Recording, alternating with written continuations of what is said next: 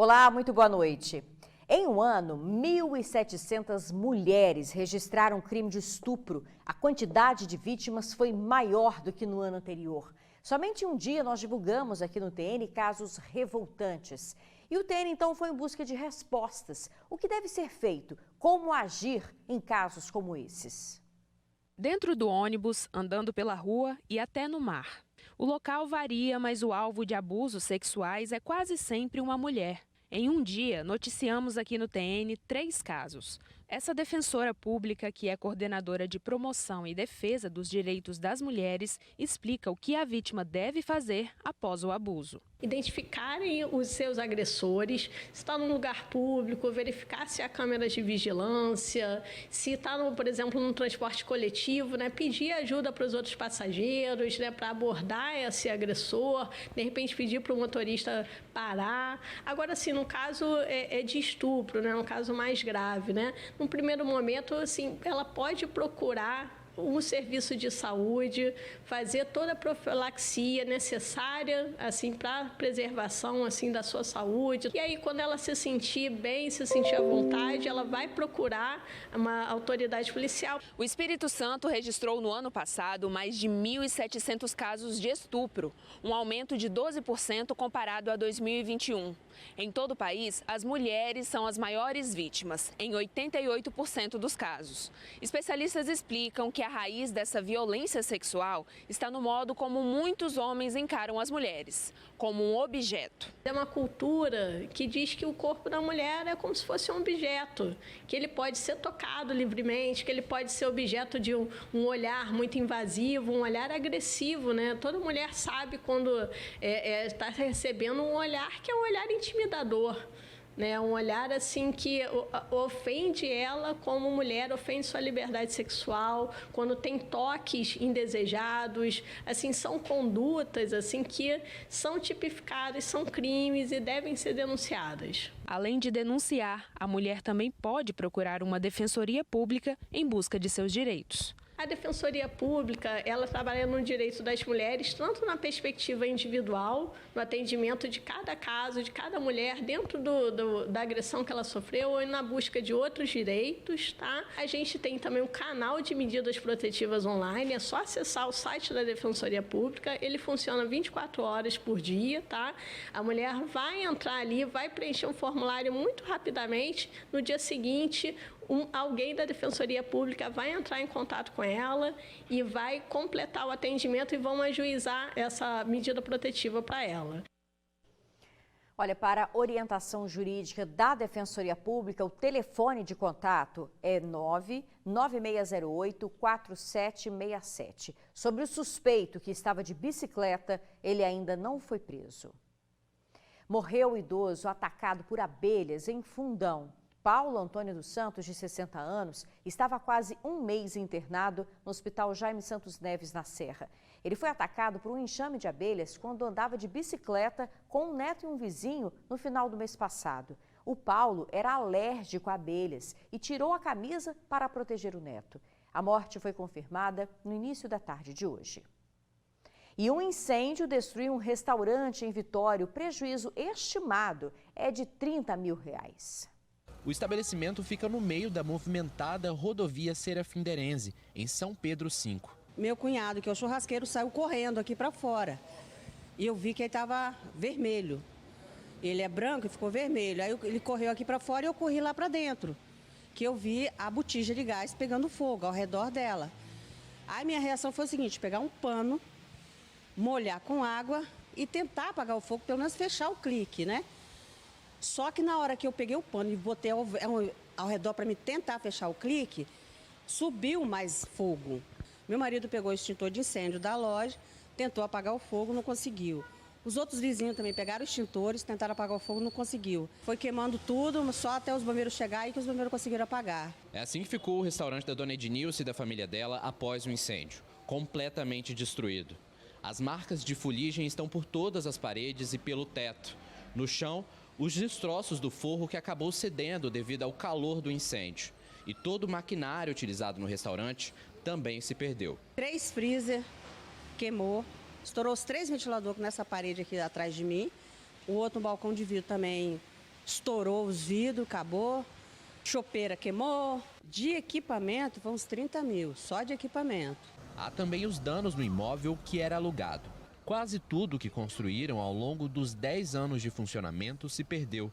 Aqui, muito provável tenha sido algum dos componentes de conexão, né, da botija com o fogão, com a chapa, o item aqui utilizado. Pode ter sido a mangueira, a válvula ou o engate mesmo frouxo ali, que pode ter ocasionado algum vazamento. Após toda a situação, Dona Ednilce e a família buscam forças para recomeçar. 10 anos jogado no lixo, né? Olha, gente, um homem foi esfaqueado logo cedo na curva do Rabaioli, em Vitória. A nossa equipe chegou no momento em que ele foi socorrido pelo SAMU. Segundo testemunhas, a vítima foi identificada como Brenner Ronieri da Silva Gomes. Ele seria um morador em situação de rua que discutiu com outra pessoa num beco próximo ao local. Após a discussão, o homem deu uma facada na perna do outro. E horas depois, ainda em Vitória, moradores de rua causaram outra confusão, dessa vez na porta do abrigo que fica no bairro Mário Ciprestes. O nosso cinegrafista Francisco Abreu flagrou o momento em que um homem tenta atingir o outro na barriga. Ele parece estar armado com uma faca. Logo depois, eles seguem pela calçada.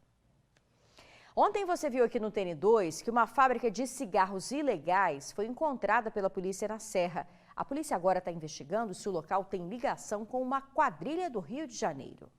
Mais de 4.000 caixas de cigarros falsos foram apreendidas. No local também tinha matéria-prima usada para a produção irregular do produto, 2 caminhões e 2 empilhadeiras. A fábrica clandestina de cigarros foi localizada em Jardim Limoeiro, na Serra. No mesmo bairro, a Polícia Federal encontrou um depósito, também usado pelos criminosos para armazenar o material. Até então nós não tínhamos notícia de uma fábrica de cigarro clandestina aqui no Espírito Santo. O objetivo principal é saber quem eram os donos dessa fábrica e, a partir daí, também quem compra e quem revende esse material, que provoca muito dano à saúde e, além disso, provoca dano para a arrecadação tributária do Estado, do país. A PF recebeu denúncia anônima que no local havia pelo menos 20 estrangeiros trabalhando como escravos. No alojamento tinha cama e anotações em espanhol, mas o grupo conseguiu fugir antes da chegada da Polícia Federal. De acordo com a Polícia Federal, essa fábrica clandestina de cigarros é a maior já localizada aqui no Espírito Santo. E a quadrilha pode estar ligada a criminosos cariocas, porque em julho do ano passado, a Polícia Federal também localizou uma fábrica clandestina de cigarros no Rio de Janeiro. E agora, também, de acordo com a Polícia Federal, o produto apreendido será avaliado e também vão investigar se os funcionários que vieram do Paraguai também trabalhavam de forma escrava. No ano passado, a Polícia Civil do Rio de Janeiro identificou um local com paraguaios trabalhando. Já houve outras situações em que nós detectamos também a presença de bolivianos. Então isso é comum e a gente trabalha com a hipótese de que estrangeiros estejam sendo trazidos para cá para trabalhar de forma análoga à escravidão. Então é possível sim que seja uma quadrilha também do Rio de Janeiro atuando aqui, produzindo cigarro aqui para vender não só para o Espírito Santo, mas até para outros estados do Brasil. As investigações e os trabalhos de buscas continuam e agora a Polícia Federal vai analisar a procedência do material apreendido, avaliado em 7 milhões de reais. Nós estamos trabalhando para coletar impressões digitais, trabalhando o material que foi apreendido, os cigarros vão ser periciados, para a gente saber, inclusive, os insumos que são utilizados nesses cigarros. E um carro que seria usado para transportar os jovens que estão desaparecidos em Soretama foi apreendido. O veículo e alguns objetos foram localizados após denúncia anônima à polícia e passam por perícia. Há a possibilidade do veículo ter transportado os adolescentes até um cafezal onde ocorrem as buscas. Cauã Loureiro e Carlos Henrique Trajano, de 15 anos, e Wellington Simon, de 14, foram vistos pela última vez há uma semana, após irem a um local de tiroteio ver um corpo baleado. Desde então, começou a angústia das famílias e o pedido por buscas à polícia. O secretário de Estado de Segurança Pública falou sobre o trabalho. Hoje nós recebemos o apoio da Polícia Ambiental, que tem uma expertise na área de mata. Ontem nós recebemos o apoio da aeronave da Casa Militar. Nós estamos trabalhando com os cães do Corpo de Bombeiros, drones, Polícia Civil nas investigações, Polícia Militar na parte operacional, ostensiva, inteligência buscando informações e, mais uma vez, aproveitar a audiência da Rede Tribuna para pedir 181, canal seguro, nós precisamos de informações. A seguir, como aliar as novas tecnologias à educação. É o que você confere no retorno do TN2, em um instante só. A tecnologia aliada à educação. Um congresso em Vitória apresentou maneiras de como a inteligência artificial pode ser utilizada na sala de aula. O evento trouxe grandes lançamentos e novas ferramentas educativas que facilitam o aprendizado e tornam esse processo mais interativo, como essa estação geográfica que pode ser utilizada para o ensino de clima, do relevo e dos rios e mares. E tem também essa estação multiuso que pode ser aplicada nos estudos de anatomia de forma 3D. Trazendo especialistas de renome nacional aqui para o estado, o Congresso das Escolas Particulares desse ano aborda a inteligência artificial e as novas tecnologias. Tudo isso aplicado à educação.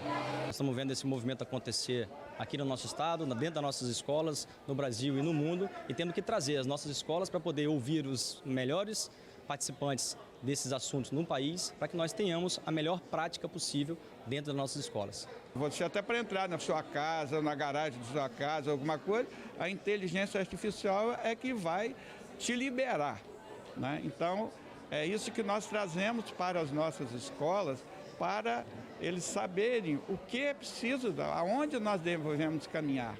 A Caroline veio de São Paulo para falar sobre aprendizagem socioemocional. Então, se eu sinto raiva, é uma coisa que o meu corpo vai produzir, mas o que eu faço com essa raiva? Eu vou sair sendo violenta com outra pessoa, eu vou me machucar, eu vou machucar o outro. Então, quando você passa por um processo de aprendizagem socioemocional, você vai aprendendo a lidar com essas emoções, a encontrar caminhos mais saudáveis para lidar com as emoções. Pode começar na escola, muitas escolas hoje trabalham dessa forma, né? Tem programas específicos para isso, mas também é algo importante para qualquer pessoa, adulta, não importa a idade. Pensa numa empresa, um líder que não tem essa inteligência socioemocional. Vai ser muito difícil trabalhar com essa pessoa. Realizado pelo Sindicato das Empresas Particulares de Ensino e com o apoio da Rede Tribuna, o congresso que ocorreu no Centro de Convenções de Vitória contou com a presença de grandes personalidades da área de educação. O Ministério Público participa desse momento e para nós também é muito gratificante saber estar em contato com os profissionais da educação da rede privada de ensino e conselhos também foram convidados, outros segmentos que estão aqui. E para o Ministério Público isso é valoroso ao extremo, porque os profissionais eles reciclam, ouvem, relaxam até mesmo em algumas palestras. Esse congresso não é só para as escolas particulares, mas a educação como um todo, porque a educação é uma só, tanto pública como particular. É o segundo ano consecutivo que eu participo, são palestras impactantes que mexem mesmo com a parte do professor, no entendimento de que ele tem que se atualizar, que ele tem que se preocupar com outras partes, né, do contexto educacional de forma geral, que não seja só a disciplina que ele ministra. Palestras muito motivadoras, inspiradoras e também que fazem com que pensemos e repensemos o nosso mundo da educação. Sempre despertando o interesse dos alunos, né? Olha, gente, na primeira semana de funcionamento do novo aquaviário tem um balanço da movimentação. O governador Renato Casagrande divulgou nas redes sociais que de segunda a quinta-feira, mais de 8.000 passageiros usaram as embarcações. Lembrando que são 3 pontos de embarque e desembarque, em Vitória, na Praça do Papa, na Praia em Vila Velha e em Porto de Santana, Cariacica. O sistema é integrado ao Transcol e com uma única passagem de R$ 4,50, a pessoa consegue atravessar a ilha e seguir o seu destino. Mas é preciso ter o cartão GV para embarcar. Quem não tem, consegue fazer na hora no local. E atenção quem vai passar pela terceira ponte, ela será fechada hoje, durante a madrugada, entre 11h30 da noite e 5h30 da manhã de amanhã. No domingo, dia em que a ampliação será inaugurada, o local será interditado pela manhã.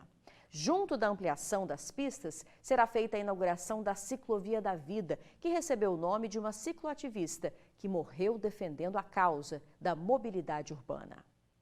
A contagem regressiva para a inauguração da ciclovia na terceira ponte começou. A partir deste domingo, a travessia entre Vitória e Vila Velha poderá ser feita de bicicleta pela Ciclovia da Vida Detinha Som. Esse é o nome oficial. uma homenagem à ciclista e ativista Deusdete Alisson. A mineira, que fez do Espírito Santo seu lar por mais de 40 anos, dedicou a vida para defender o direito dos ciclistas. Essa ciclovia nasceu do movimento que uniu vários ciclistas num coletivo chamado Ciclistas Urbanos Capixabas. E com isso a gente começou a unir esforços nesse coletivo para estar conversando com o poder local, municípios, governo do estado, trazendo demandas para uma melhoria de infraestrutura e a inclusão da bicicleta como um modal alternativo para o deslocamento das pessoas. Foram 30 anos de cicloativismo até que em 2016 a luta de Detinha foi interrompida.